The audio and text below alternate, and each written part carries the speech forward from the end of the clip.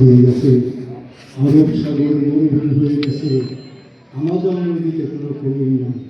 তারপর আমি বলবো পদ্মা বৃহৎ এই রাজধানী জেলার ছোট্ট একটা উপজেলা গলন্দ, আয়তন ছোট, লোক সংখ্যা কম, কিন্তু এই গলন্দ একসময় ব্রিটিশ ভারত থেকে শুরু করে পাকিস্তান সময় পর্যন্ত এই গলন্দঘাট ছিল সারা বাংলাদেশের যতগুলো থানা তার মধ্যে অন্যতম। এই থানার উপর দিয়ে 22 জেলার, বাংলাদেশের পশ্চিম অঞ্চলে 22 জেলার মানুষ এই পথ দিয়ে যেত। ভারতবর্ষের মানুষ কলকাতা থেকে ঢাকা মেলে গলন্দ হয়ে স্টিমারে কুমিল্লা, কানপুর, চিটাগাং, সিলেট, ময়মনসিংহ, ঢাকায় যেত। শিলিগুড়ি থেকে আসতো, শিলিগুড়ি দার্জিলিংয়ের পাশে শিলিগুড়ি, সেই মানুষগুলো এই পথ দিয়ে যাতায়াত করতো। এত বিখ্যাত ছিল এই গলন্দ। এই বিখ্যাত গলন্দর বুকে একজন মুক্তিযোদ্ধা এসে জন্মগ্রহণ করে আমি নিজেকে ধন্য মনে করি। আজকে সভার মাননীয় সভাপতি, উপস্থিত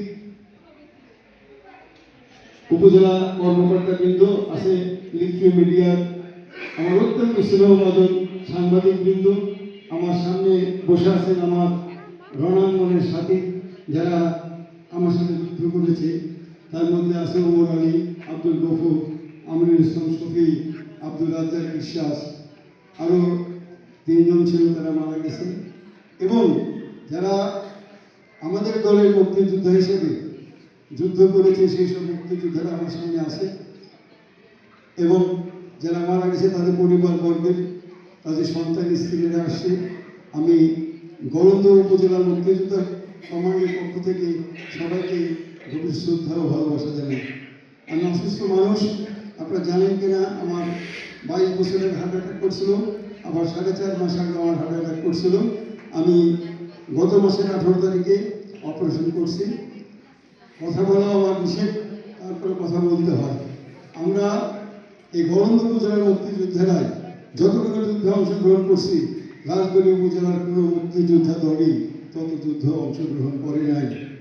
1971 সালে 21শে এপ্রিল এই গলন্দ পাকিস্তান আক্রমণ করে, যার নেতৃত্বে ছিল কর্নেল শাহনওয়াজ খান। তার আক্রমণে সেদিন গলন্দ ছাত্র জনতা, পুলিশ, আনসার, বিডিআররা 15 মিনিট টিকতে পারে নাই। তাদের বাহিনীতে প্রথমে ছিল গানবোট, কামানবাহী ছিল অস্টিন গাদি স্টিমার, যেখান থেকে তারা spotter, MMG heavy machine gun দিয়ে আক্রমণ করে, এবং মুক্তিযোদ্ধা, মিডিয়ার, পুলিশ সবাই দ্রুত সরে যায় আত্মরক্ষার্থে।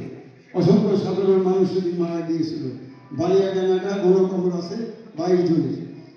এই গলন্দ থানা মুক্তিযোদ্ধারাই এই হাসপাতাল সংলগ্ন যে রেলের ব্রিজ, এটা আক্রমণ করে, এবং এই ব্রিজ থেকে শুরু করে জয়রামপুর, রাজবাড়ী উপজেলা